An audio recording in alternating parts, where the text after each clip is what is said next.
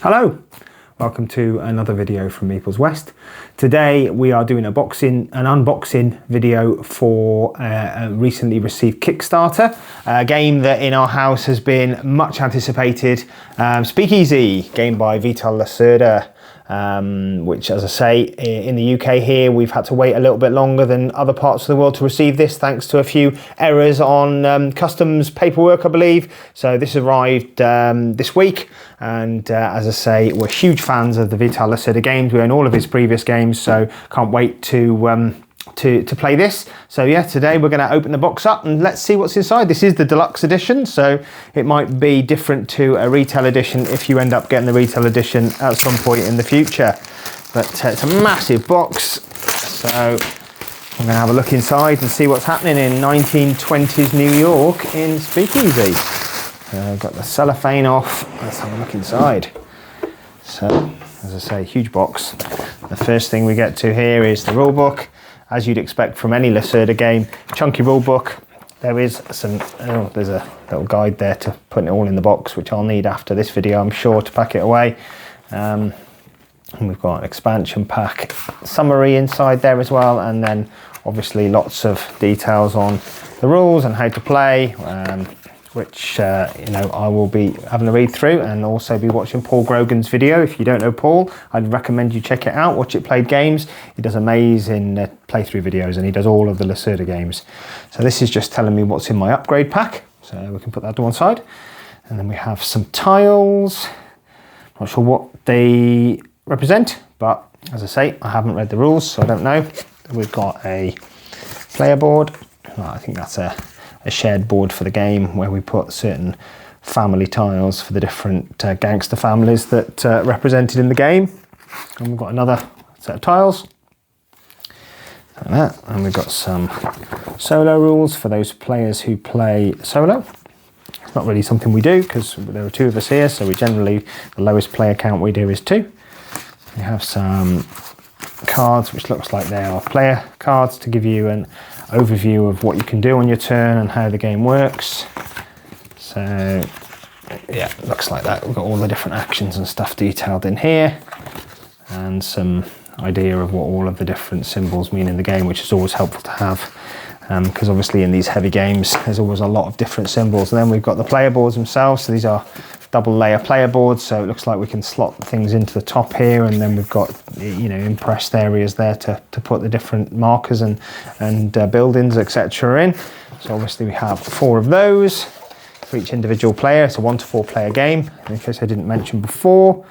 And then we've got multiple punch boards, so all the good stuff in terms of tokens and etc. in here, and more.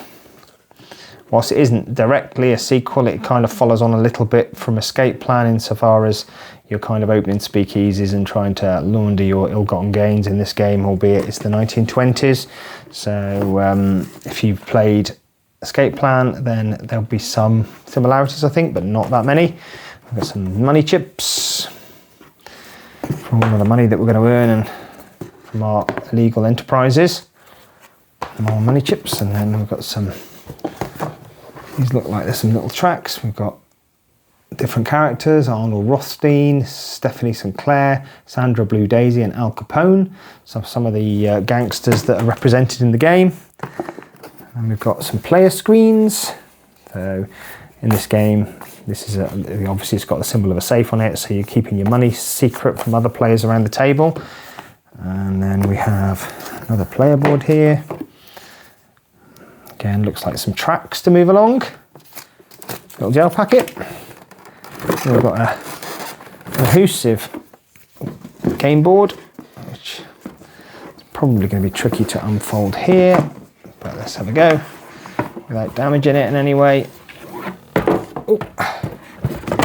There we go. So as we can see on the player board, it's Manhattan Island represented on the board with the 3 different areas of the island: the lower, mid, central and higher Manhattan.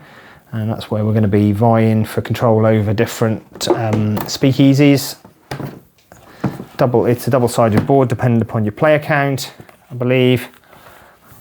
And then, as you'd expect in all Eagle Gryphon productions, you've got some really nice storage containers. So these look like obviously individual player storage. So we've got 4 of those. Then we've got some bigger ones here, where we've got obviously some common stuff. And then we've got lots of wooden pieces. So lots of little blue men there. We've got houses. So you've got blue ones and purple houses there.